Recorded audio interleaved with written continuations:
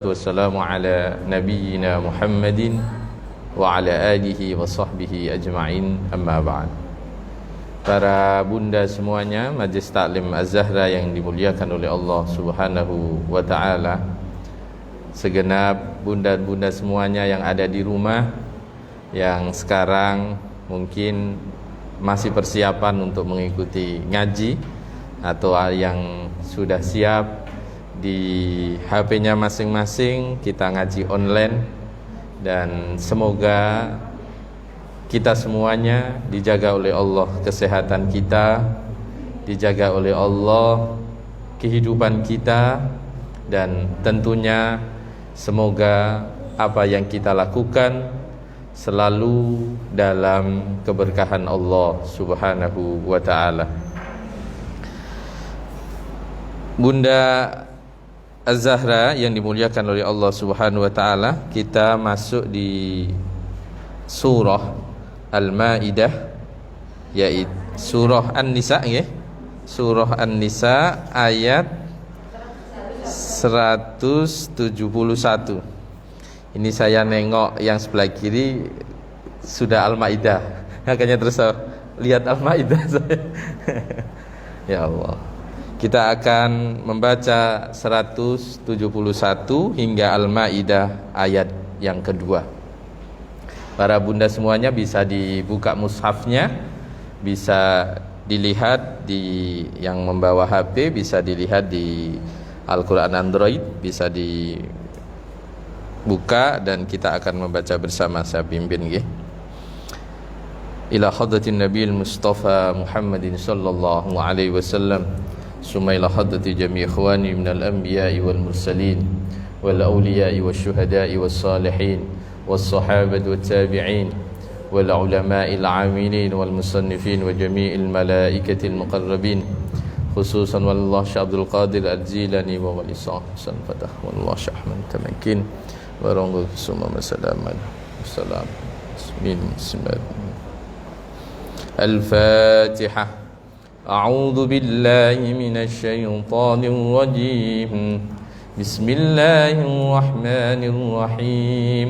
الحمد لله رب العالمين الرحمن الرحيم مالك يوم الدين إياك نعبد وإياك نستعين اهدنا الصراط المستقيم صراط الذين أنعمت عليهم غير المغضوب عليهم ولا الضالين.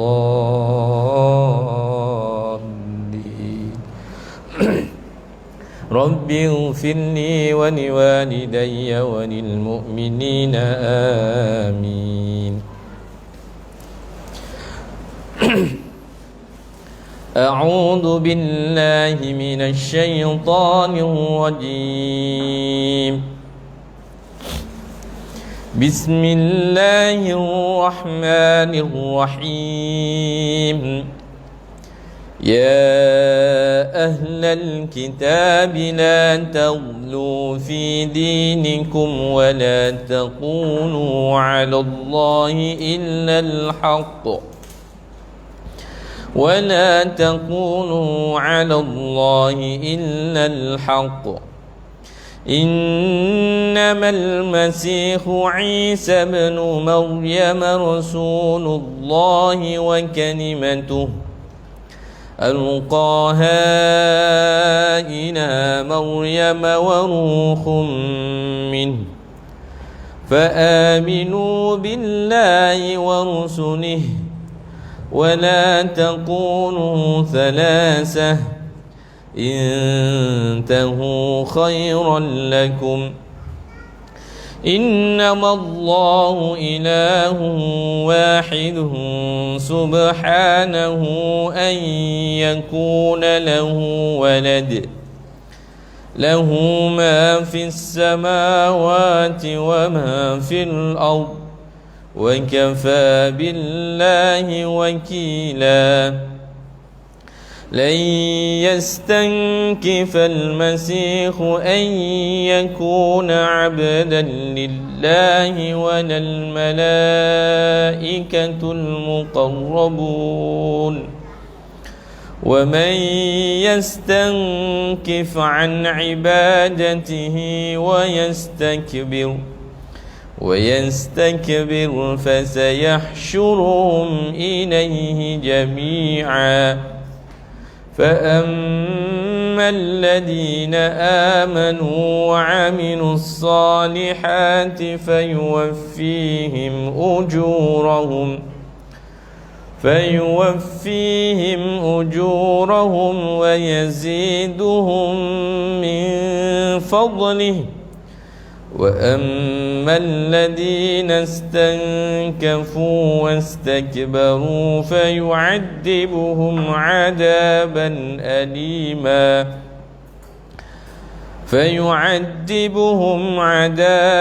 أليما ولا يجدون لهم من دون الله وليا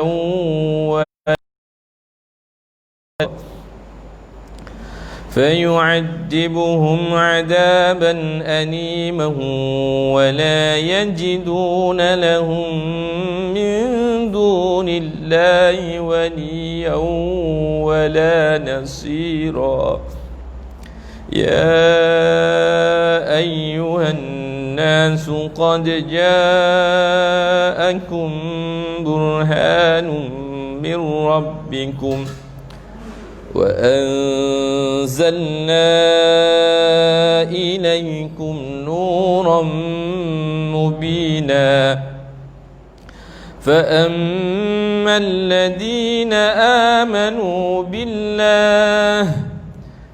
فأما الذين آمنوا بالله واعتصموا بالله فسيدخلهم في رحمة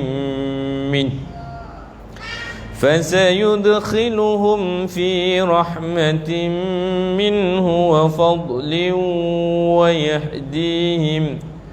ويهديهم إليه صراطا مستقيما يستفتونك قل الله يفتيكم في الكلالة إن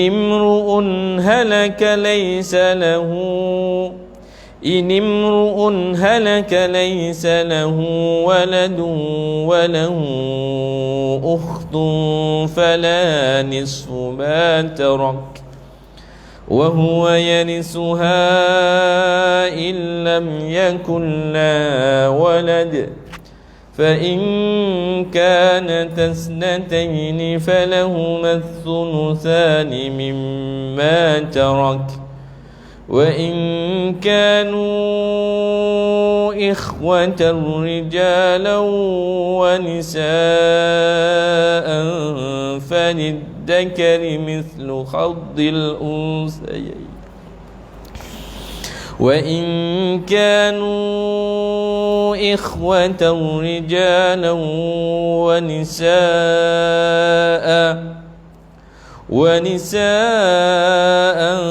فللذكر مثل حظ الأنثيين يبين الله لكم أن تضلوا والله بكل شيء عليم بسم الله الرحمن الرحيم يا أيها الذين آمنوا أوفوا بالعقود أحلت لكم بهيمة الأنعام إلا ما يتلى عليكم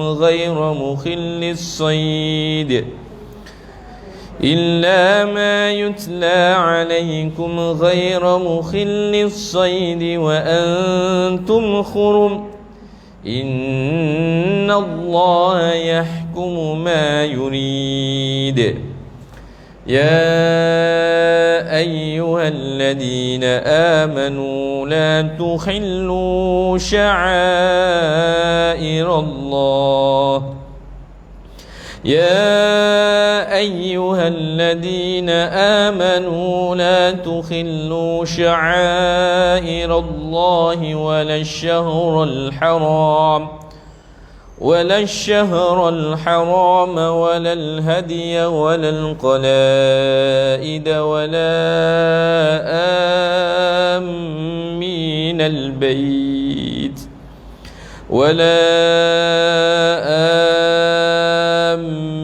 البيت الحرام يبتغون فضلا من ربهم ورضوانا وإذا حللتم فاصطادوا ولا يجرمنكم شنآن قوم أن صدوكم عن المسجد الحرام أن تعتدوا وتعاونوا على البر والتقوى ولا تعاونوا على الإثم والعدوان واتقوا الله إن الله شديد العقاب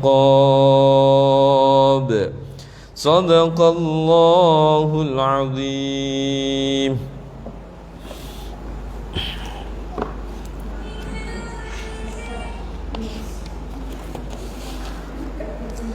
Bismillahirrahmanirrahim. Alhamdulillahirabbil alamin. Wassalatu wassalamu ala nabiyyina Muhammadin wa ala alihi wa sahbihi ajma'in, amma ba'd. Volume kita.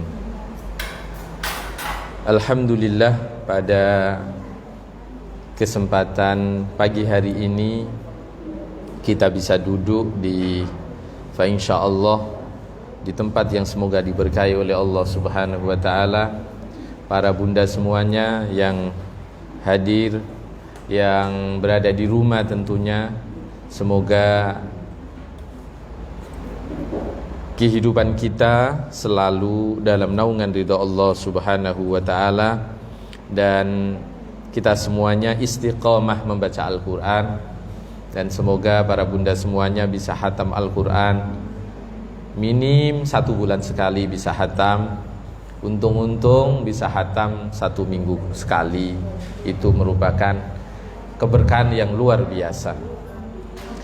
Semoga semuanya yang di rumah bisa khatam, saya sendiri, bunda semuanya, segenap pengurus juga semuanya, semoga istiqomah menghatamkan Al-Quran. Walaupun entah tidak kuat 1 minggu, bisa 1 bulan khatam sekali, atau 3 bulan sekali, atau yang 4 bulan sekali lah. Jangan sampai 1 tahun satu kali. Bunda Az-Zahra yang dimuliakan oleh Allah Subhanahu wa ta'ala, tema kita pada pagi hari ini adalah makhluk Allah, yaitu yang bernama lebah, atau dalam bahasa Arab kita mengenalnya dengan An-Nahl atau An-Nahlah. Kemudian binatang ini dijadikan oleh Allah, diabadikan di dalam Al-Quran, dan surat yang berada di juz 14 kalau tidak salah ya, itu juga dinamakan An-Nahl. Banyak juga sebenarnya nama-nama binatang yang diabadikan di dalam Al-Quran yang kemudian dijadikan sebagai nama surah. Salah satunya An-Nahl, kemudian ada Al-Baqarah, kemudian ada Al-Ankabut, kemudian ada lagi An-Naml. Banyak beberapa binatang. Kalau yang tidak dijadikan surah banyak sekali, tapi yang dijadikan surah kalau tidak salah 5. Salah satunya adalah, yang satu lagi adalah Al-Fil. Jadi ada 5 insyaallah kalau saya tidak salah. Al-Baqarah, An-Naml, An-Nahl, kemudian Al-Ankabut, kemudian Al-Fil, yaitu gajah. Ini binatang yang unik semua, punya sejarah. Sebenarnya kalau kita tengok ini bunda, nama-nama binatang yang kemudian jadikan sebuah nama surah, itu sebenarnya kisahnya tidak panjang sebenarnya. Kalau di An-Nahl itu cuma 2 ayat. An-Nahl itu cuma 2 ayat, yaitu ayat 68, 69. Di Al-Baqarah itu juga tidak panjang, cerita tentang sapi betina juga tidak panjang. Itu cerita tentang ada kaumnya Nabi Musa, kemudian dibunuh oleh seseorang, tidak diketahui siapa pembunuhnya. Kemudian laporan sama Nabi Musa, ternyata Nabi Musa mendapatkan wahyu untuk mengetahui siapa yang membunuh, disuruh nyembelih sapi. Nah, ternyata sapi itu yang kemudian nanti Bani Israel tanya terus, itu warnanya yang keemasan, warnanya sehingga mereka sampai kesulitan untuk mencari sapinya. Itu kisahnya juga tidak panjang. Kalau kita ngomong Al-Baqarah juz 1 sampai juz 3 awal, itu sapi itu tidak sampai 2 lembar kisahnya, sedikit sekali. Sama juga An-Naml, Al-Fil, itu juga Al-Ankabut juga tidak banyak. Tapi dari semua kisah-kisah binatang yang kemudian dijadikan sebagai nama surah di dalam Al-Quran, kita pagi hari ini akan mengupas tentang lebah. Bunda, sebelum saya nanti membaca ayat yang berkaitan dengan lebah, yaitu surah An-Nahl ayat 68 sampai 69, kita coba pahami dulu bagaimana itu lebah. Mungkin sekilas saja, tidak mungkin saya menjelaskan detail nanti, karena kita ingin mengambil pelajaran hidupnya. Kalau saya nerangin lebah, bukan kapasitas saya ini, dokter hewan mestinya.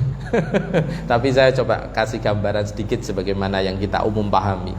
Jadi lebah ini kalau kita pahami Bunda, dia hidup itu berkoloni, gerombol lah, kalau mungkin bahasa kita itu gerombol, berkoloni. Jadi semacam membuat komunitas-komunitas sendiri, nggak kemudian jadi satu semua, nggak, satu kelompok per kelompok, itu lebah. Lebah itu juga hidup, ada yang di gunung, nanti diabadikan dalam Al-Quran, ada yang di gunung, juga ada yang di hutan, yaitu dia tumbuh di pohon-pohon yang ada di hutan, juga di tempat-tempat yang dibuat oleh manusia. Bisa di rumah kosong, bisa memang kalau di peternakan memang disediakan kandang itu. Jadi itu hidupnya lebah. Terus koloni lebah itu kalau kita pahami Bunda, dia itu punya semacam ada 3 strata. Dibagi, kalau kita hidup sebagai manusia ini dibagi, ada yang jadi pejabat, ada yang jadi rakyat, ada yang jadi bagian keuangan. Nanti pejabat juga dibagi-bagi. Dalam lebah itu dibagi menjadi 3 koloninya itu. Jadi ada yang sebagai ratu, dan dia itu dalam satu koloni hanya ada 1. Dan bentuknya paling beda, paling besar daripada lebah-lebah yang lain, termasuk dibanding lebah jantan. Itu untuk lebah ratu. Yang kedua adalah lebah pekerja. Lebah pekerja ini semua lebahnya adalah lebah betina, semuanya. Lah saat lebah pekerja ini macam-macam tugasnya. Ada yang khusus untuk membersihkan sarang, bagaimana saya baca, ada yang merawat telur, ada yang merawat anak-anak lebah. Dibagi tugasnya, termasuk kalau yang untuk dia mencari nektar itu atau yang lainnya itu, kemudian sebenarnya itu lebah pekerja melakukan pekerjaan itu semua. Tapi kemudian nanti ketika sudah selesai, mereka akan mendapatkan tugas masing-masing. Kemudian yang terakhir, koloni itu adalah lebah pejantan atau lebah jantan.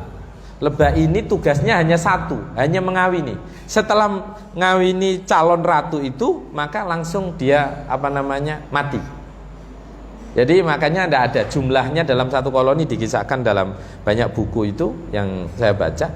Jumlahnya kalau lebah itu puluhan ribu, maka pejantan hanya ratusan.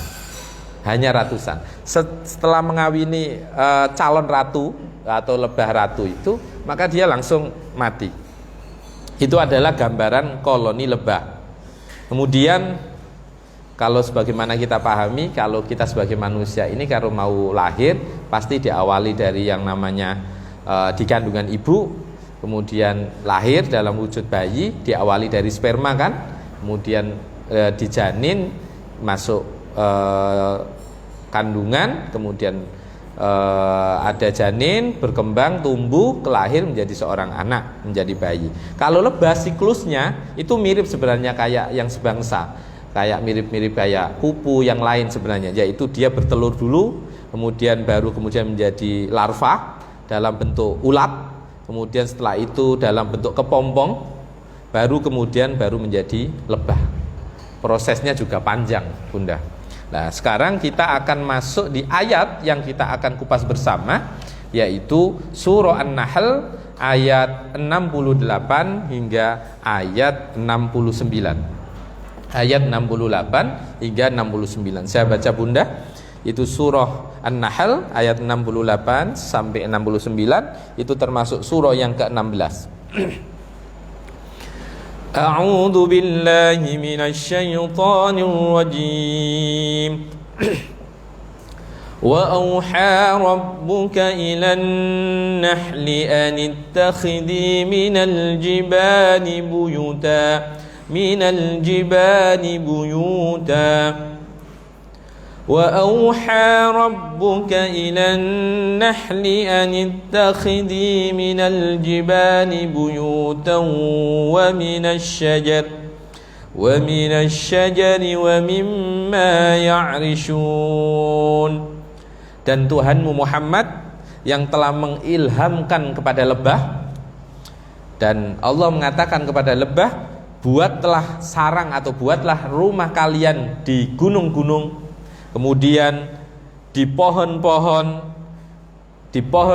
kayu, dan juga di tempat-tempat yang telah dibuat oleh manusia. Tsumma kuli min kulli tsamarati fasluki subula rabbika dulula. Kemudian, wahai para lebah, makanlah dari segala macam buah-buahan, lalu tempuhlah jalan Tuhanmu yang telah dimudahkan untukmu. Yahruju min butuniha syarabun mukhtalifun alwanuh. Dari perut lebah itu kemudian terdapat minuman, atau kita pahami sebagai madu, yang bermacam-macam warnanya. Fihi shifaa'un linnas. Di dalamnya terdapat obat sebagai penyembuh bagi para manusia. Inna fi dzalika laayatan liqaumin yatafakkarun. Sesungguhnya di dalam lebah itu, kalau orang mau berpikir tentang penciptaan lebah itu, yang merupakan ayat-ayat atau tanda-tanda kebesaran Allah bagi orang-orang yang mau berpikir. Maka Bunda, pada kesempatan pagi hari ini kita akan membahas binatang yang luar biasa yang dia diabadikan di dalam Al-Quran. Kita saja tidak semua orang namanya diabadikan di dalam Al-Quran, hanya para rasul, para nabi, orang-orang soleh. Sementara ini ada binatang yang diabadikan oleh Allah di dalam Al-Quran. Kalau Bunda pahami, saya baca itu surat An-Nahl dari awal sampai ayat yang 68-69. Ternyata Bunda, surat An-Nahl itu dari mulai ayat 3 sampai 69 itu ternyata menceritakan tentang makhluk-makhluk Allah, ciptaan Allah. Kayak di ini saya gambarin ya. Kayak di ayat 3 Allah menciptakan langit dan bumi. Di ayat 4 Allah menceritakan tentang penciptaan manusia. Manusia itu dari nutfah. Di ayat 5 Allah mengupas tentang binatang yang telah diciptakan oleh Allah baginya, yang di situ rojokoyo. Rojokoyo itu berarti ya sapi, kerbau, itu rojokoyo. Kemudian Allah di ayat ke-6 menceritakan tentang onta. Berikutnya menceritakan tentang kuda, bigol, himar. Berikutnya menceritakan lagi tentang buah zaitun. Kemudian tentang kurma, tentang anggur. Kemudian menceritakan tentang matahari, rembulan, dan ternyata terus sampai 69 itu tentang penciptaan. Surat An-Nahl ini kalau kita pahami, Ja'at hadhil ayah fi jumlatin minal ayah fiha tadkirum minallahi ta'ala lil insani bi ni'ami. Jadi kita ini kalau sebenarnya mau mengupas surat An-Nahl itu hampir 1 sampai 69 itu Allah ingin menunjukkan kepada manusia supaya mereka ingat bahwa Allah telah memberikan anugerah yang luar biasa untuk manusia, termasuk binatang-binatang yang tadi saya sebut, termasuk pepohonan, buah-buahan, itu disebutkan di dalam surah An-Nahl. Kemudian di ayat 18 sama ayat 19 Bunda, surah An-Nahl juga, itu sekali lagi Allah ingin menekankan tentang afamay yahluku kamal la yahluk. Apakah sama orang yang mencipta dengan orang yang tidak menciptakan? Jadi hampir itu khalaqas samawati wal ardh terus sampai ayat 69 itu Allah menggambarkan tentang bagaimana Allah memiliki sifat yang mencipta, sifat mengatur, menghidupkan, mematikan, dan di dalam itu tiada lain hanya tadzkirun bini'ami. Kita disuruh untuk mengingat atas anugerah-anugerah Allah Subhanahu wa taala. Oke, kita masuk penafsiran Bunda? Penafsiran singkat terhadap 2 ayat ini.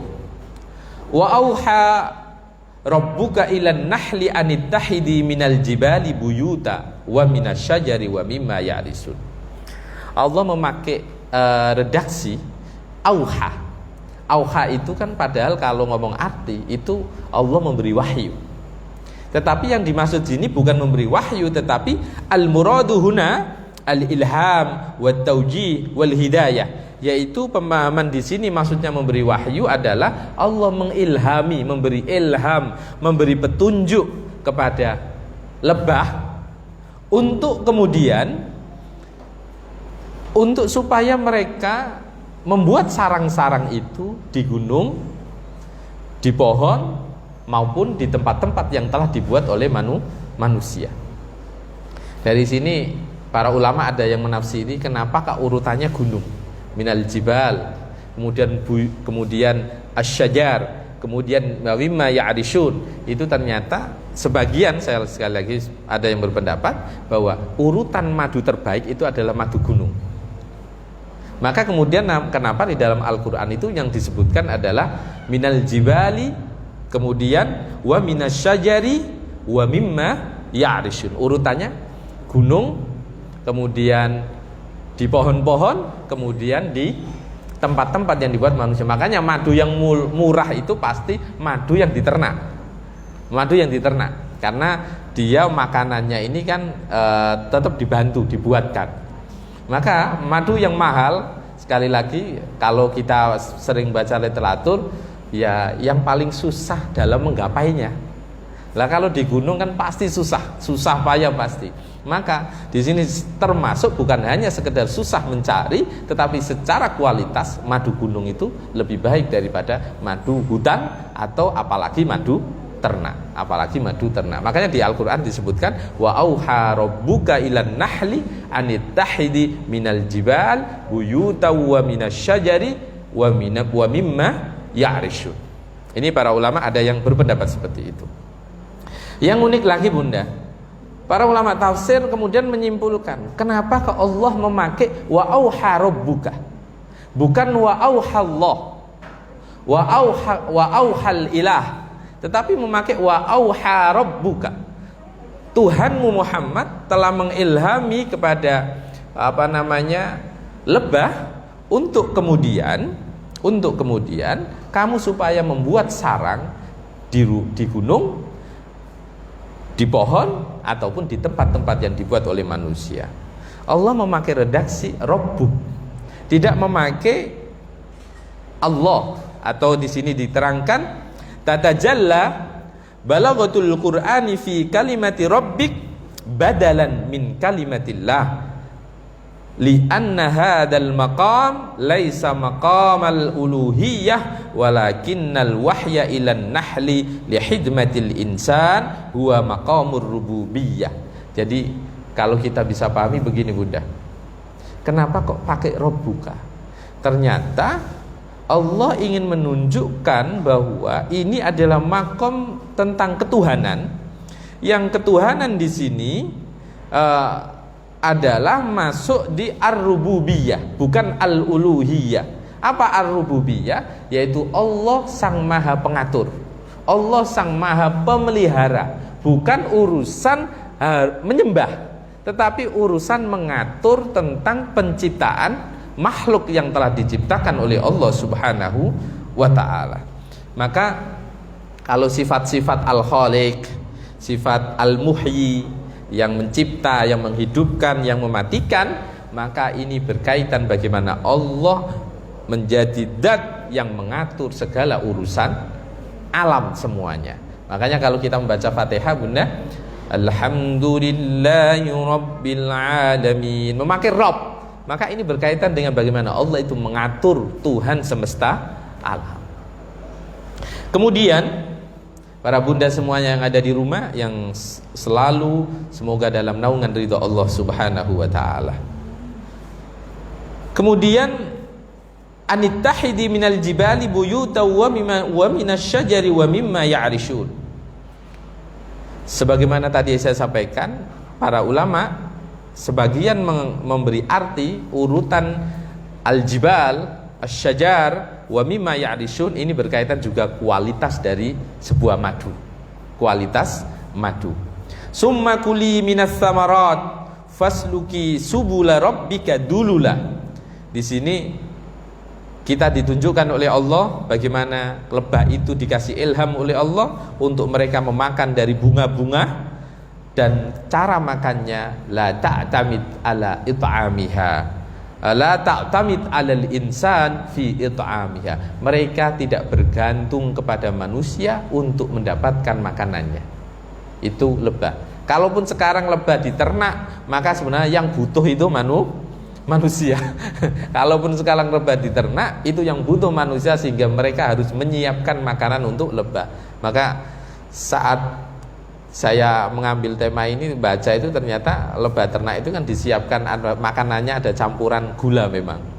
Jadi kalau kemudian madunya itu kualitasnya jauh dengan madu-madu yang dari gunung ataupun dari hutan, maka ya wajar karena makanannya aja sudah beda. Makanannya aja sudah beda. Kemudian yahruju min butuniha syarabun muhtalifun alwanuh, dari perutnya lebah itu kemudian keluar minuman-minuman yang warnanya berbeda-beda, yang di dalamnya bisa sebagai penyembuh untuk manusia. Maka saya baru ya karena mungkin ndak patek ngereken nggih, kok opo yo madu kok ono sing putih, ono sing coklat, ono sing ireng, ono sing kuning. Ternyata itu ya efek dari makanan yang dimakan. Yaitu efek dari apa yang dia makan, yaitu kemudian membuat hasil produksinya seperti itu.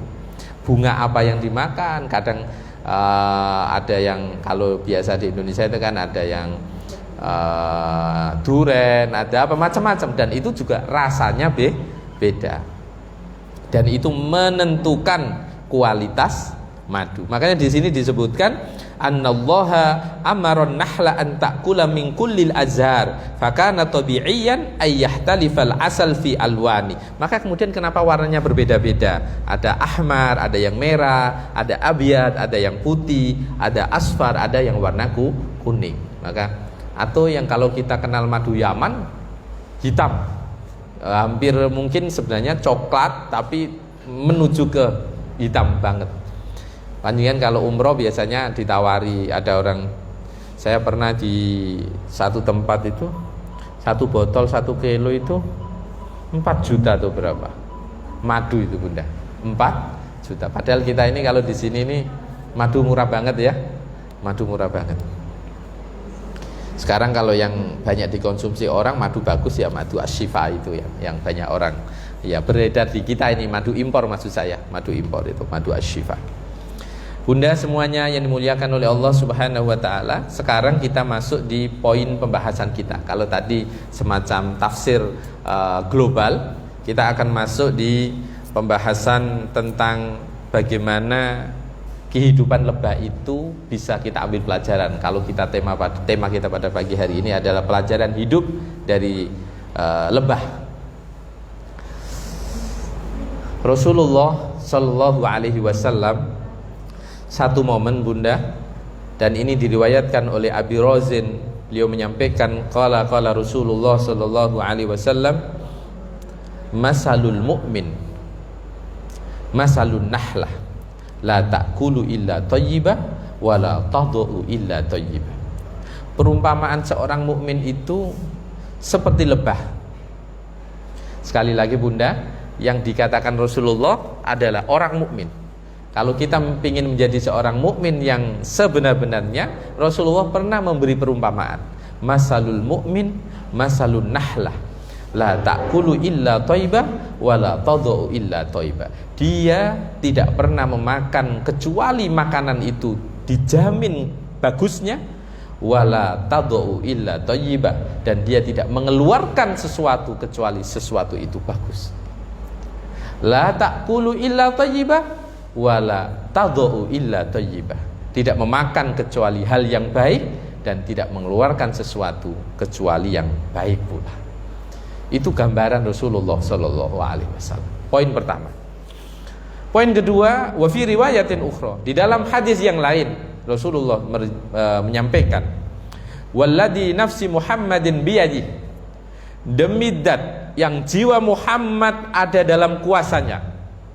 Sebagian teman-teman yang biasanya teman-teman yang beda dengan kita memaknai demi jiwa Muhammad yang berada di tangannya gitu. Jadi kalau kita mau ditakwil dengan dalam kuasanya, tetapi kadang ada yang memaknai dalam tangannya, yang menganggap bahwa Allah itu seperti sebagaimana gambarannya ada tangan, ada kayak manusia. Tapi kita Ahlus Sunnah wal Jamaah memberi arti walladzi nafsi Muhammadin biyadih, demi zat yang Muhammad, nyawanya Muhammad, jiwanya Muhammad berada dalam kuasanya, yaitu kuasa Allah Subhanahu wa ta'ala. Sampai Rasulullah itu bersumpah, ini kan seperti sumpah, walladzi nafsu Muhammadin biyadih. Nabi Muhammad sampai demi zat yang jiwa Muhammad dalam kuasanya.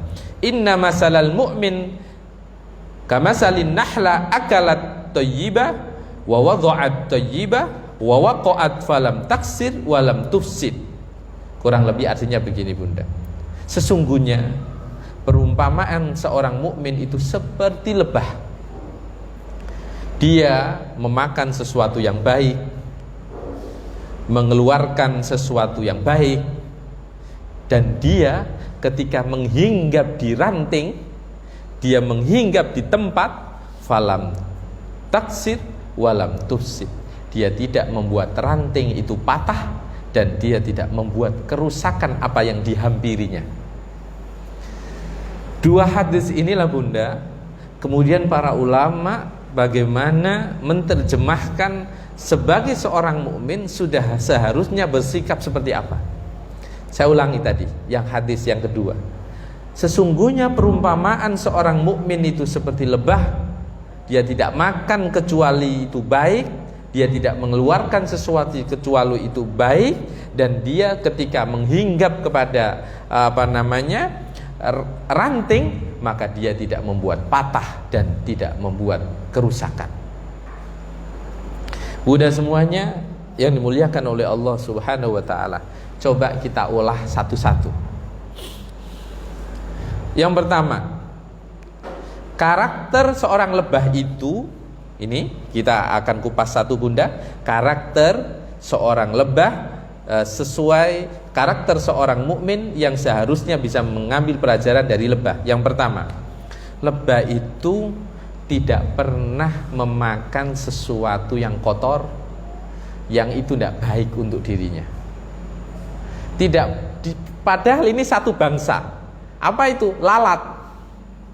Ini satu, ibarat kata ini satu rumpun ini, satu rumpun.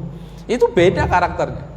Lebah tidak akan menghinggap ke tempat yang baik, dan dia tidak akan menghinggap ke tempat yang kotor. Itu lebah. Dan dia, sekali lagi bunda, tidak memakan sesuatu yang itu baik untuk dirinya. Saya coba cari, ketemu satu ayat. ketemu satu ayat yang itu persis seperti gambaran Rasulullah Shallallahu Alaihi Wasallam, yaitu di dalam surah Al-Baqarah ayat 172. Surah Al-Baqarah ayat 172. Dan Allah cara memanggilnya juga dengan panggilan ya ayyuhalladzina amanu. Ya ayyuhalladzina amanu kulu min thayyibati ma razaqnakum. Ya ayyuhalladzina amanu kulu min thayyibati ma razaqnakum washkuru lillahi in kuntum iyyahu ta'budun. Wahai orang-orang yang beriman, coba perhatikan Bunda yang ada di rumah, Allah memanggil dengan panggilan ya ayyuhalladzina aman. Sama seperti yang digambarkan oleh Rasulullah, masalul mu'min masalun nahlah. Apa itu? Jangan makanlah kalian dari sesuatu yang baik atas apa yang telah aku berikan kepada kalian. Kulu min thayyibati ma razaqnakum. Makanlah kalian dari sesuatu yang makanlah kalian dari hal-hal yang baik atas apa yang telah aku berikan kepada kalian. Washkuru lillah in kuntum iyyahu ta'budun. Bersyukurlah kalian kepada Allah apabila memang kalian hanya menghamba kepada Allah Subhanahu wa ta'ala. Maka dari sini Bunda dapat kita petik, kalau pingin menjadi seorang yang beriman, benar-benar beriman, yuk contoh lebah. Dia tidak memakan sesuatu yang tidak halal, selalu memakan sesuatu yang baik. Sama kita sebagai seorang mukmin harus memakan sesuatu yang baik. Lah bagaimana kalau kita praktekkan sehari-hari Bunda? Gini Bunda, panjenengan sebagai ibu rumah tangga, atau mungkin yang ada di rumah, panjenengan sebagai wanita karir, sebagai pengusaha, walaupun perempuan tapi jadi sebagai seorang pengusaha maka sudah sepatutnya kita seorang suami sebagai orang yang bertanggung jawab memberi nafkah, sebagai seorang istri yang memang tidak bekerja tapi menerima nafkah dari seorang suami, maka sudah sepatutnya ikut mengontrol apa yang diterima. Kadang kan begini Bunda, ada tipe-tipe suami yang dia tidak mau urusan di luarnya diketahui istrinya, itu ada. Wis pokoknya urusan pekerjaan sampean pokoknya gak melo-melo, gak usah melo. Ada yang tipe begitu. Kemana pokoknya pamit saya pergi ke sini, urusan apa ndak cerita. Dan bahkan memang ndak nyaman kalau si istri tahu, walaupun itu memang pekerjaan. Ndak ada urusan entah yang sifatnya itu kemudian tidak baik. Tapi memang ada tipe orang yang kadang begitu. Wis sampean urusannya mbok gawe gak melok-melok. Pokoknya itu to omah nggawa duit wis mari. Nah, maksud saya ketika panjenengan sebagai seorang ibu yang menerima nafkah dari seorang suami, sebagai seorang istri menerima nafkah dari seorang istri, maka patut untuk juga mengkontrol.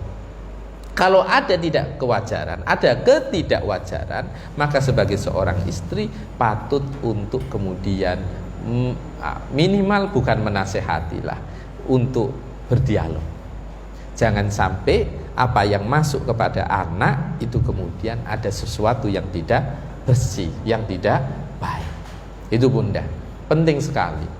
Maka mohon maaf, kalau kita tarik lebih dalam lagi, kalau ingin menjadi seseorang yang berkualitas, orang yang berharga, ya tirulah lebah. Dia begitu mahalnya, yang keluar dari perutnya itu loh mahalnya kayak gitu. Padahal ini kalau yang keluar dari binatang-binatang lain belum tentu semahal itu. Padahal kalau lebah sendiri dijual itu juga tidak ada, jual beli lebah itu juga tidak ada. Tapi coba kita perhatikan, ketika dia menjadi sesuatu yang berharga, menelurkan sesuatu yang berharga, maka kemudian dia nilainya luar biasa sampai dibelain, diternakkan orang. Itu lebah. Nah, kita sebagai seorang mukmin ya sudah sepatutnya Bunda, sebagai seorang mukmin sudah sepatutnya kemudian memperhatikan apa yang kita makan. Kemudian yang kedua Bunda, kehidupan lebah, dia itu tidak pernah mengeluarkan dari dirinya kecuali apa yang dikeluarkan itu sesuatu yang bermanfaat untuk manusia. Maka kalau kita tarik karakter seorang lebah untuk seorang mukmin, mestinya karakter seorang mukmin itu harus seperti lebah. Maka salah satunya adalah apa yang diucapkan, apa yang diperbuat harus selalu memberi manfaat. Kalau kemudian seseorang kok ucapannya, perbuatannya itu tidak bermanfaat, maka sebenarnya dia telah jauh dari yang namanya karakter seorang mukmin. Dan itu sekali lagi terekam di dalam Al-Quran. Yang ucapan itu adalah surah Al-Ahzab ayat 70, yang tindakan dalam perbuatan itu Al-Hajj ayat 77. Saya ulangi, kalau perbuatan, kalau ucapan itu ayat 70, kalau perbuatan maka itu terekam dalam surah Al-Hajj ayat 77. Saya coba baca ayatnya. Ya ayyuhalladzina amanu taqullaha wa qulu qawlan sadida. Ini kadang ada orang salah memaknai, dikira sin besar itu dimaknai ucapan yang keras. Yang benar itu ucapan yang benar.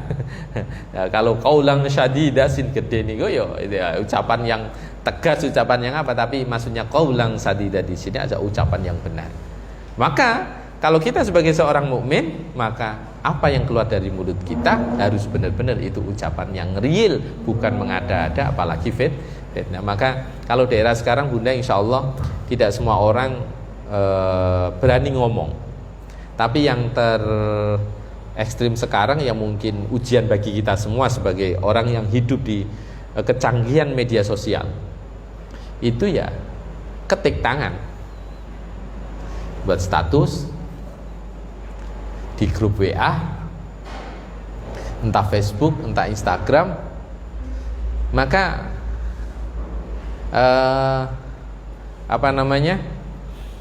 kalau kita benar-benar menjadi seorang mukmin yang sejati, maka ucapan kita, tangan kita, perbuatan kita harus benar-benar dijaga dari yang namanya tidak manfaat. Maka saya sering mengatakan begini, salah satu etika bermedia sosial itu Bunda, kalau panjenengan punya grup WA, ini rata-rata grup WA panjenengan kira-kira ada berapa? Ada berapa kira-kira? Nggak ngitung ya? 50 ada lah ya? Oh, udah ada.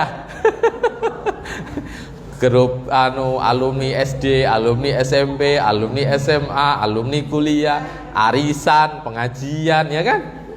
Durung sing berpartai, oh semacam-macam pokoknya. Durung PKK ya. Semua banyak pokoknya, keluarga, oh macam-macam. Maka mohon maaf, kalau panjenengan berada di grup WA, sekarang orang yang paling dekat menurut saya ya WA itu. Facebook belum tentu orang punya, apalagi Instagram rata-rata anak muda yang punya. Orang yang sekarang paling di dalam genggamannya begitu mudahnya adalah WA, aplikasi yang media sosial yang benar-benar saya sendiri nulis apapun yang nyaman di WA, karena menurut saya kalau WA orang baca berarti orangnya kenal saya. Kalau Facebook itu sudah umum, orang tidak kenal kita juga bisa baca, bisa komentar. Tapi kalau WA, status WA itu memang murni orang yang kenal kita. Saya jarang membuat status pribadi gitu di Facebook, jarang banget. Apalagi Instagram tidak terbiasa.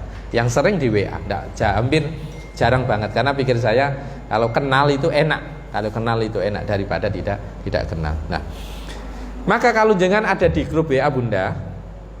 Kalau kok terbiasa, kita kan di grup WA itu sering kan ada tipe-tipe orang nerima berita sedikit di share. Ada enggak Bunda kira-kira?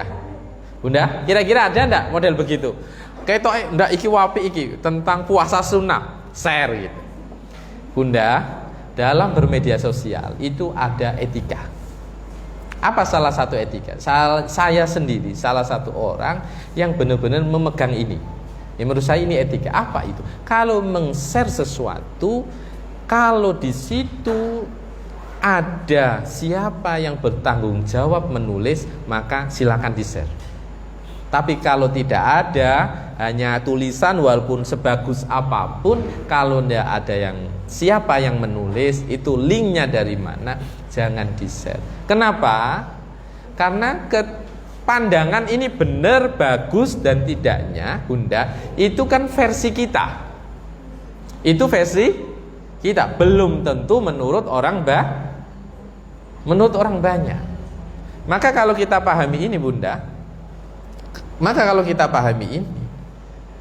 kok di grup WA sering ada share-share, apalagi share-share yang bermanfaat, menurut saya mending keluar. Karena begini, kenapa saya sampaikan mending keluar? Para ulama sebagian ada yang berpendapat kalau di grup itu kan mirip-mirip jagongan sebenarnya, cuma tidak satu tempat. Oh, di situ ada 50 orang sebenarnya, itu kayak ngobrol sebenarnya. Cuma sessionnya tidak bareng. Ada yang buka selang 1 jam, ada yang buka selang 1/4 jam, ada yang buka mungkin 24 jam baru buka. Tetapi esensinya itu kan mirip-mirip ngumpul begini. Mirip-mirip seperti itu. Kalau kemudian yang dibahas adalah ghibah, maka jadi ghibah. Maka kalau itu kemudian dalam bentuk ghibah, maka para ulama kemudian memberi pengertian seperti ini, Bunda. Orang ghibah itu kita kan WA itu kan ada yang tipe orang buat status, orang share sesuatu langsung komen, ada yang tipe begitu. Ada yang tipe silent reader, hanya baca, gak komen. Itu ada yang model begitu. Ada yang memang sama sekali gak dibuka, dibiarin gitu aja. Maka sebenarnya mohon maaf, kalau minimal orang jadi silent reader aja, itu menurut Imam Nawawi dalam salah satu kitabnya beliau menyampaikan itu tetap kategori menikmati ghibah. Menikmati apa tidak kira-kira? Lah wong kita mendengarkan loh. Maka kalau kita tatap muka, Bunda, ada temennya lagi ngerasani kancane gitu ya. Yang baik adalah mengalihkan, bukan malam diam.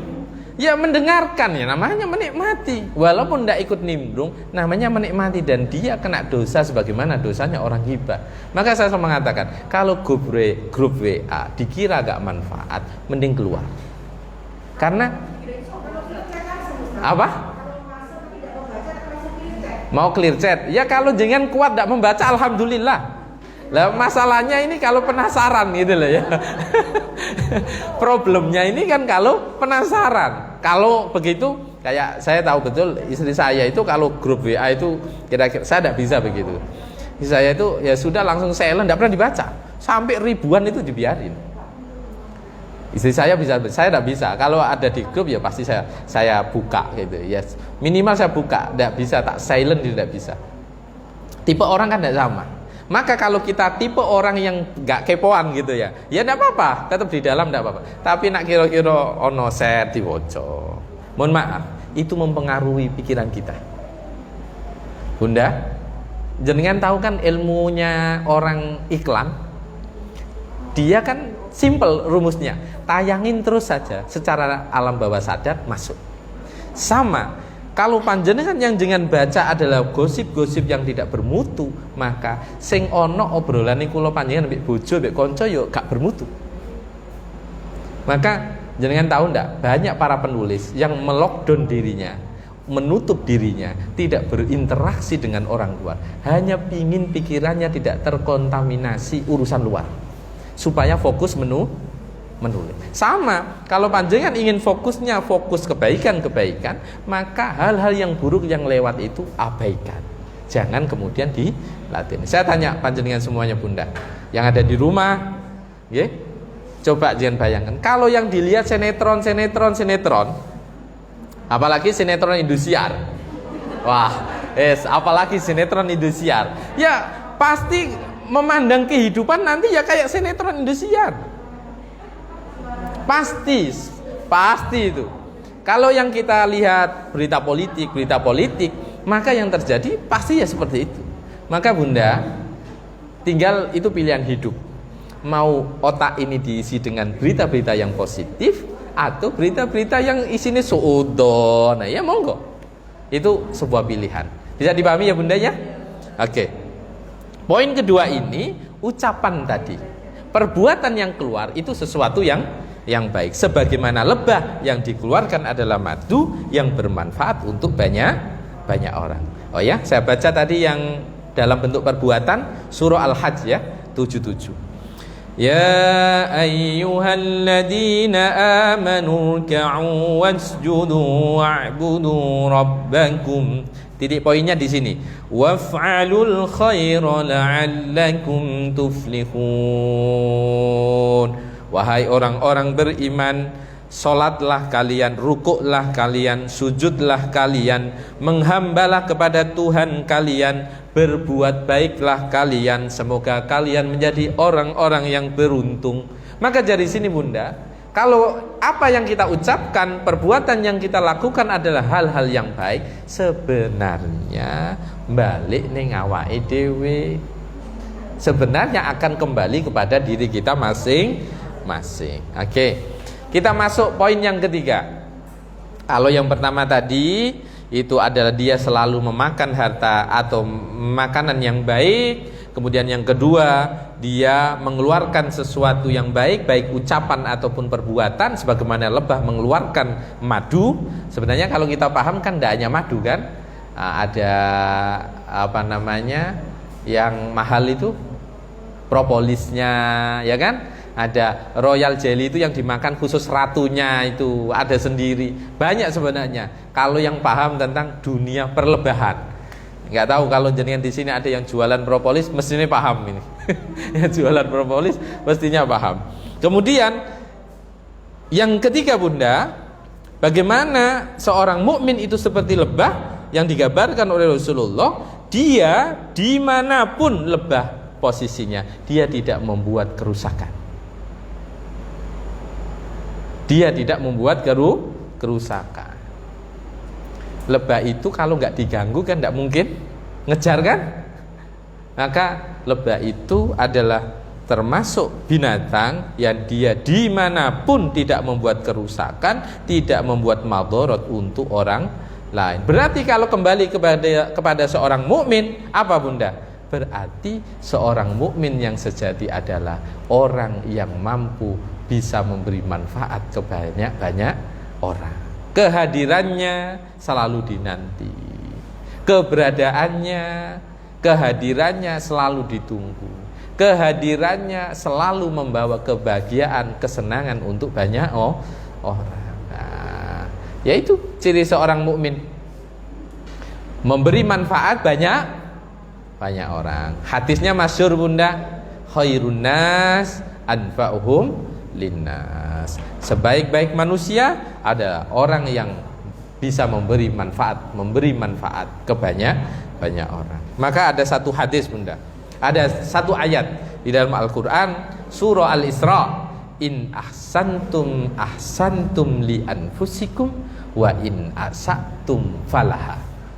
Apabila kalian berbuat baik, maka sebenarnya kebaikan kalian itu kembali kepada diri kalian sendiri, dan apabila kalian berbuat buruk, maka keburukan itu akan kembali kepada kalian sendiri. In ahsantum ahsantum li anfusikum wa in asatum falaha. Pertanyaannya berikutnya adalah, ya opo carane dadi wong semanfaat?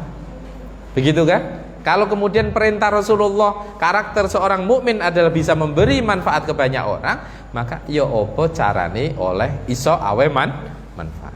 Ada 5 cara Bunda. Ada 5. Al-Isra ayat 7 Bunda. Al-Isra ayat 7. Bagaimana cara bisa memberi manfaat ke banyak orang? 1. Harus punya kemauan. Punya kemauan.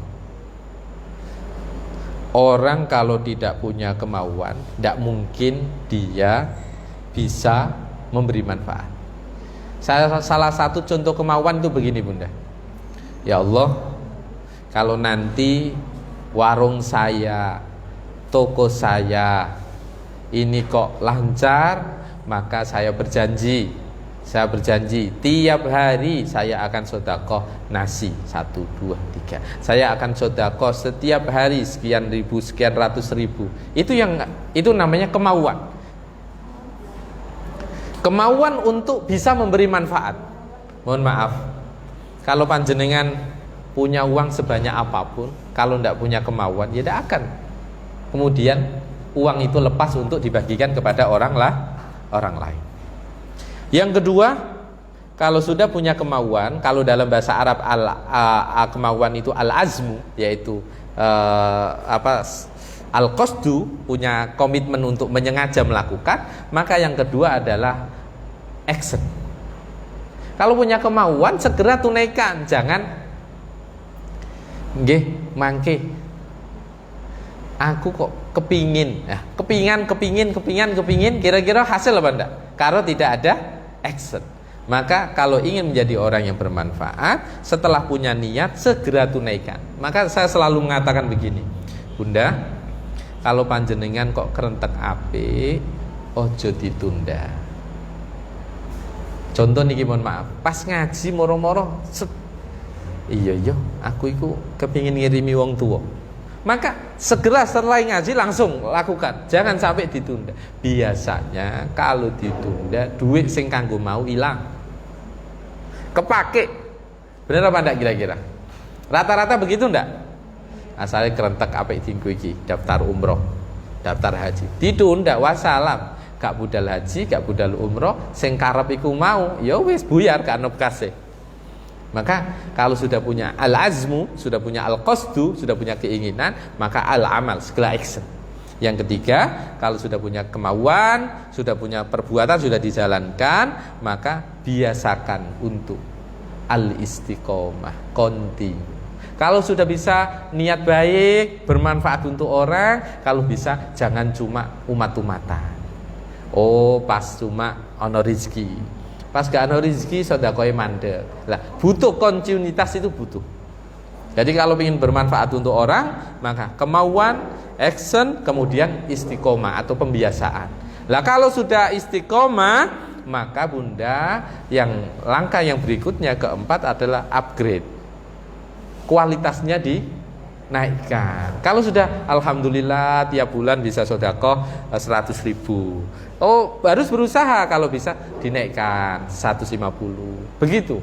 Jadi kalau kemudian contoh kecil nggih, panjenengan biasa ngasih makanan di sebuah komunitas pengajian untuk snacknya umpama.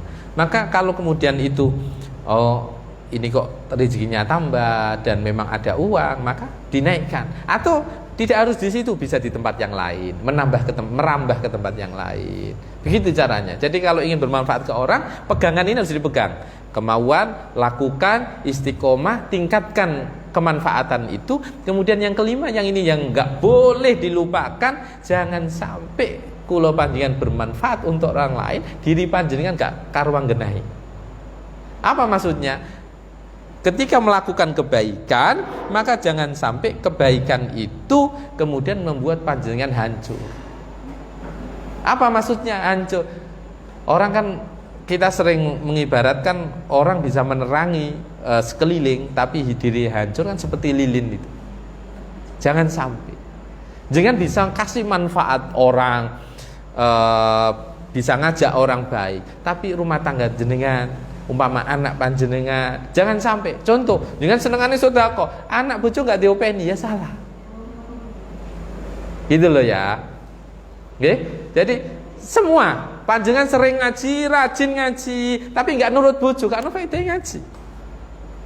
Itu maksud saya. Kalau jenengan umpama panjenengan sebagai seorang pengurus dalam sebuah komunitas, panjenengan ngopeni komunitas itu sampai kemudian berjalan bagus, bermanfaat untuk banyak orang, tapi panjenengan sendiri bermasalah dengan suami umpama, bermasalah dengan anak, jangan sampai. Itu harus dipahami. Memberi manfaat tapi diri panjenengan rusak, itu yang tidak boleh. Jangan sampai seperti lilin yang dia bisa menerangi sekeliling tapi kemudian dia hancur. Jangan sampai wal'iyadu billah. Kemudian Bunda, karakter seorang lebah lagi adalah sebagaimana untuk seorang mukmin adalah lebah itu pekerja keras. Lebah itu pekerja keras. Maka kalau ingin menjadi seorang mukmin yang benar, harus menjadi pekerja yang keras. Bekerja keras dalam artian apa? Lebah itu Bunda, saya sampai baca salah satu artikel, dia itu yang binatang yang sekecil itu, satu jam dia bisa terbang menempuh 65 km. Bayangkan 65 km 1 jam.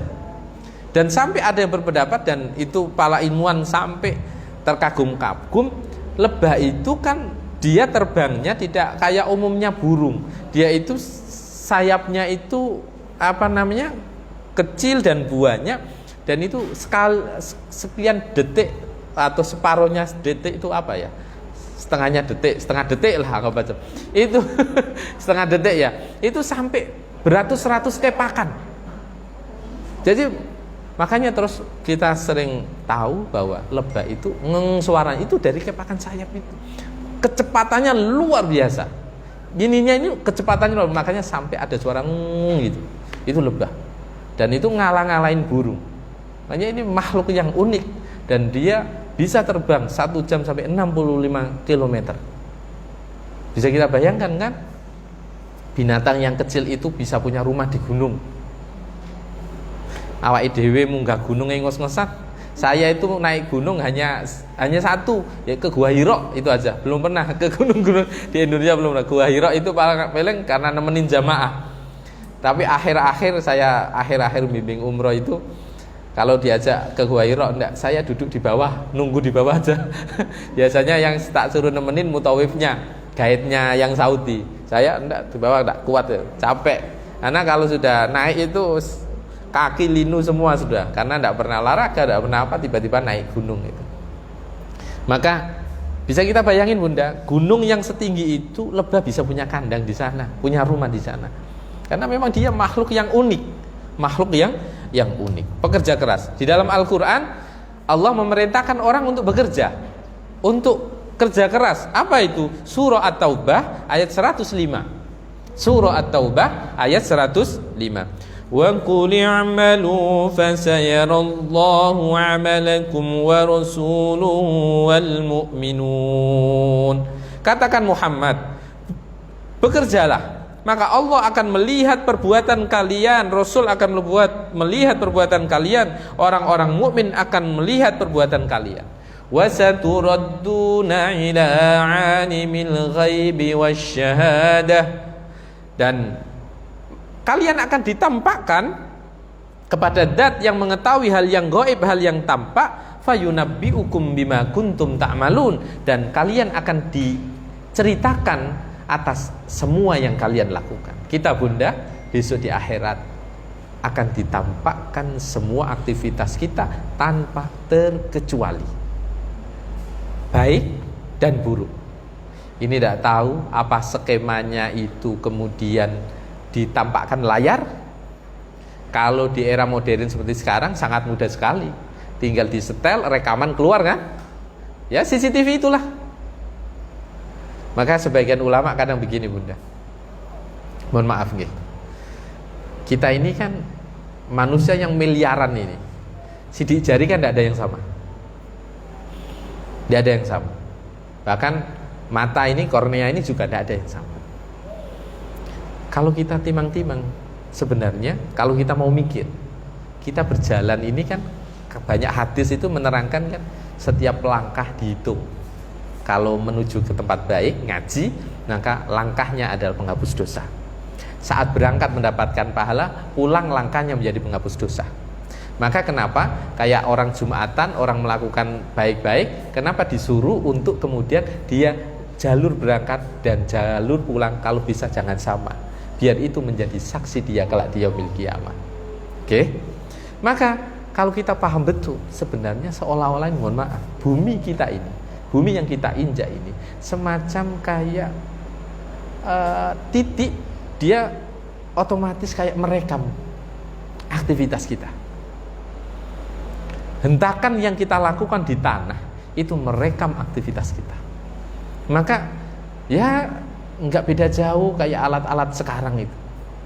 Begitu mudahnya manusia untuk mengetahui aktivitas seseorang, apalagi Allah Subhanahu wa ta'ala. Maka Al-Quran menyampaikan fayunabbi'ukum bima kuntum ta'malun. Maka kata Allah,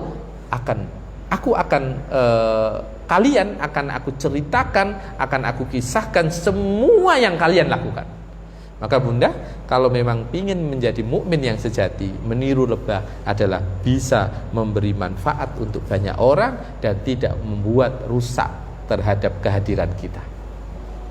Kemudian yang kelima, ini kita sebagai seorang laki-laki, sebagai seorang pemimpin, seorang ibu, sebagai ibu rumah tangga, seorang rakyat di hadapan penguasa, maka lebah mengajarkan kepada kita ta'atuhu li amirihi, patuh kepada pemimpinnya.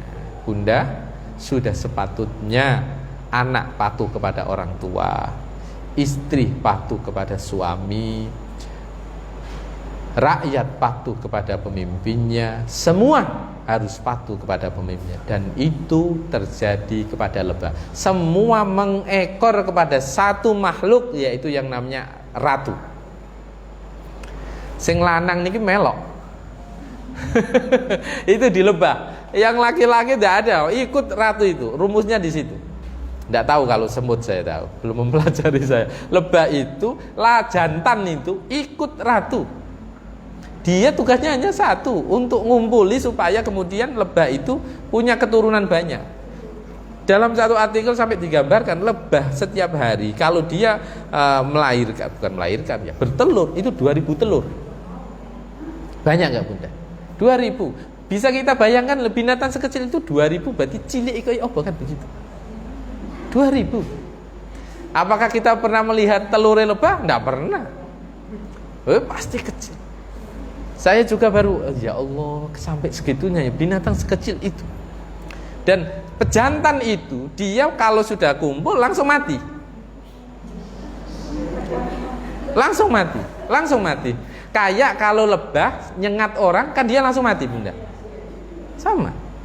Makanya lebah ini binatang yang unik karena dia mengajarkan tentang konsep hidup berkoloni, bertanggung jawab sesuai tugasnya masing-masing. Ini saya nanti masuk di poin yang ke-6. Poin yang kelima dulu tentang kepatuhan kepada seorang pemimpin. Maka bunda, itu tercantum di dalam surah An-Nisa 59. Surah An-Nisa 59. Ya ayyuhalladzina amanu ati'ullaha wa ati'ur rasul wa ulil amri minkum. Wahai orang-orang yang beriman, patuhlah kalian kepada Allah, kepada Rasulullah dan kepada pemimpin kalian. Maka para ulama sepakat, pemimpin itu wajib dipatuhi. Sekali lagi, wajib dipatuhi, termasuk walaupun pemimpin itu pemimpin zalim. Bayangkan, zalim dalam artian itu begini bunda ya, zalim yang kemudian dia masih dalam koridor batas kewajaran yang bukan kemudian melakukan pemukulan kepada masyarakat dan lain, bukan seperti itu. Dalam artian dia tidak melakukan amanah itu dengan sebenarnya. Contoh, ada pemimpin dia korupsi tapi sama rakyatnya baik. Ini kita wajib tetap patuh. Urusan dia zalim tidak mempergunakan kewenangannya dengan cara yang benar, itu urusan dia dengan Allah. Kalaupun di negara ada tugas-tugas yang dilakukan seperti kalau di Indonesia ada KPK, itu tugasnya. Kita sebagai rakyat wajib patuh. Lawang mohon maaf, kalau pemimpin kosong dengan pemimpin dolim, mending ada pemimpin dolim daripada kekosongan kepemimpinan. Maka kita ini tidak bisa bunda. Orang bermasyarakat itu tidak patuh pemimpin, tidak bisa. Pasti rusak tatanan. Mana ada? Maka konsep dalam beragama itu selalu yang diajarkan adalah kalau urusan tentang keagamaan, patuhlah kepada al-ulama, Tapi kalau urusan sosial kemasyarakatan, patuhlah kepada umara. Kalau kita tidak patuh, rusak tatanan itu. Saya contohkan, panjenengan orang mau mendirikan dunia pendidikan, mendirikan sekolah, mendirikan pesantren, tidak patuh sama pemerintah, ya tidak akan keluar izin itu, dan tidak akan bisa jalan itu. Ngefek tidak bunda? Ngefek. Jenengan mau buka usaha, nggak ngurus NPWP, nggak ngurus apa SIUP, nggak ngurus macam-macam, jalan tidak kira-kira? Ya tidak akan jalan. Maka walaupun pemimpin itu zalim, kalau panjenengan kemudian tidak patuh, apakah kemudian bisa buka usaha? Tidak akan bisa.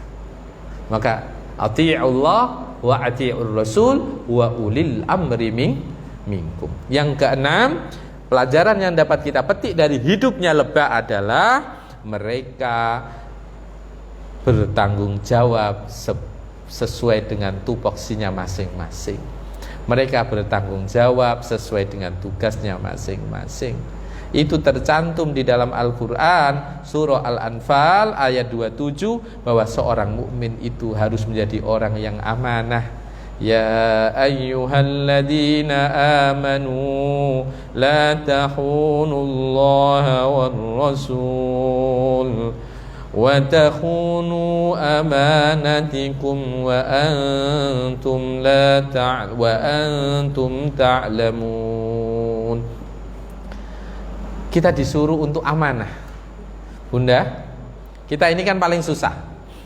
Ini kalau bukan orang organisatoris ya, kayak seorang ratu dalam lebah itu, susah menjadi seorang leader di dalam sebuah komunitas, dalam pengajian, dalam perusahaan. Apa itu? Orang itu kalau bertanggung jawab sesuai posnya masing-masing itu enak. Lebah itu bunda, sing ratu, iki ratu ya tukang mana? Pokoknya nggawe koloni nambah terus sebanyak-banyaknya. Bahkan satu koloni itu bisa puluhan ribu. Kemudian lebah pekerja itu adalah mereka punya pos masing-masing. Ada yang bagian bersihkan kandang, ada yang jaga, ada macam-macam. Itu lebah ternyata. Dan orang kalau bisa bertanggung jawab di posnya masing-masing, insya Allah roda kehidupan itu jalan. Saya contohkan bunda, organisasi sing bagian keuangan fokus keuangan, sing bagian keamanan fokus keamanan, sing bagian pendidikan fokus pendidikan. Kalau itu jalan, maka otomatis roda akan penuh dengan keberkahan. Sama, rumah tangga juga sama. Sing lanang wis nyambut gawe, sing wedok kok ning omah gak lapo-lapo, sak wajare nyepakno dahar. Walaupun masak bukan masak itu tidak kewajiban buat ibu rumah tangga. Tapi apakah jangan mau bilang seperti itu ke suami? Mas, gak wajib mas, aku tongok-tongok ayo mas. Lah terus lapo sedino isuk sampai sore apa ngoco terus gitu kan? Apa mau terus arisan terus kan tidak mungkin. Lah itulah disitulah orang harus merasa apa yang harus bisa aku lakukan, kemudian aku harus bertanggung jawab atas komitmen yang telah aku ambil. Maka mustahil. Mana lebah ini koloni yang luar biasa yang dapat kita tiru. Sing lanang niku mau khusus untuk membuat binatang itu apa ya istilah, kan nggak mungkin bahasanya hamil apa bahasanya untuk ya berkembang biaknya komunitasnya. Kalau dia selesai mati dia sudah. Tapi ini yang ekstrim kok mati itu loh maksud saya.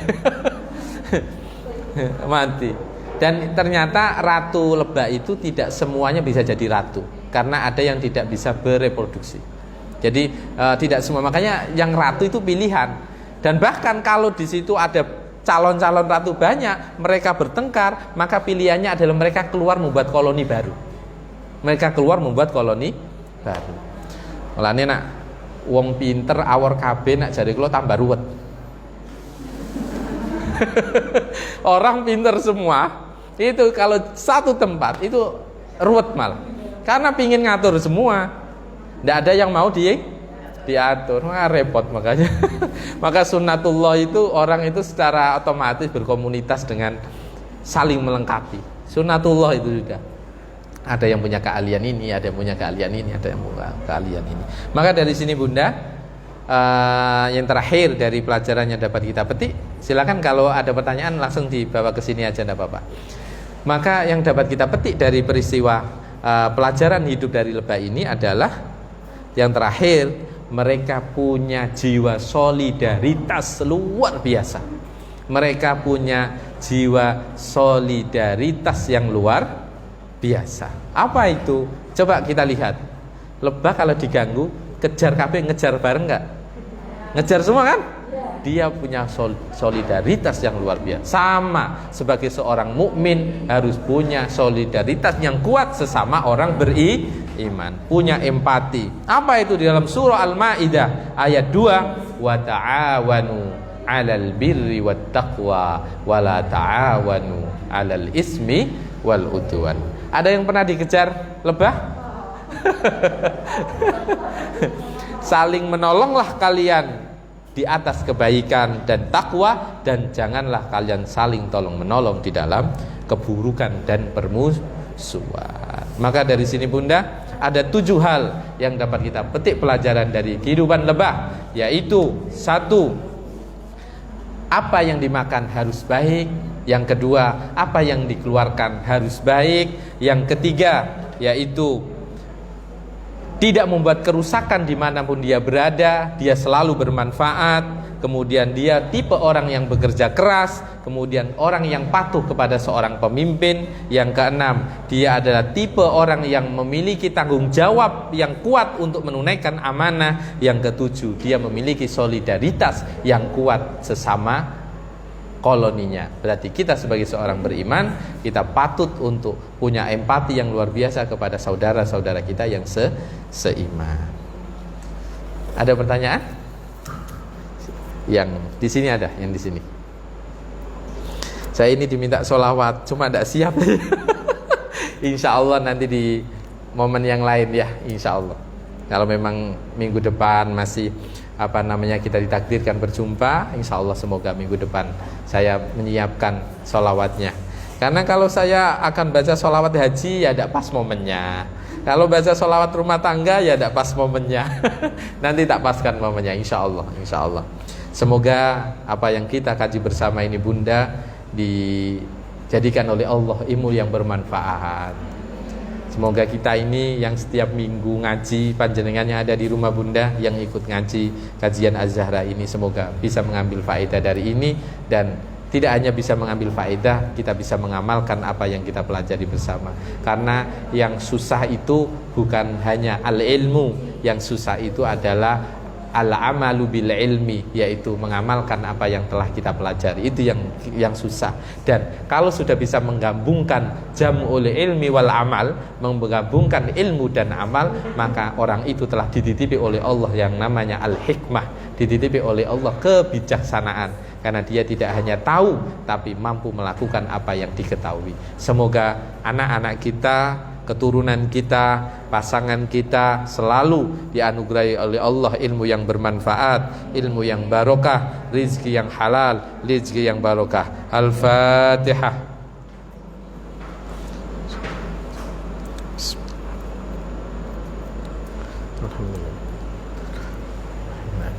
Iyyaka na'budu wa iyyaka nasta'in. Bismillahirrahmanirrahim. Alhamdulillahi rabbil alamin, hamdan na'amin, hamdan syakirin, hamdan ni'amuhu kafi majida ya rabbana lakal hamd. Allahumma salli ala sayyidina Muhammad wa ala ali sayyidina Muhammad. Allahumma ighfir lana dhunubana wa liwalidayna warhamhuma kama rabbayana shighara. Allahumma ya Allah ya muhawwil al-ahwal, hawwil ahwalana ila ahsanil ahwal. Allahumma ya Allah ya hayyu ya qayyum bi rahmatika astaghis. أصلح لي شأني كله ولا تكلني إلى نفسي طرفة عين. اللهم يا الله حسبي من سؤالي علمه بحاجتي يا الله، حسبي من سؤالي علمه بحاجتي يا الله، يا حي يا قيوم برحمتك أستغيث. أصلح لي شأني كله ولا تكلني إلى نفسي طرفة عين. اللهم يا الله بارك في علمنا وبارك في رزقنا وبارك في أعمالنا وبارك كل أمور. اجعلنا وأولادنا وأزواجنا وذرياتنا وتلاميذنا من أهل العلم وأهل الخير، واجعلنا وإياهم من أهل القرآن. وصلى الله على نبينا محمد وعلى آله وصحبه وبارك وسلم، والحمد لله رب العالمين. الفاتحة.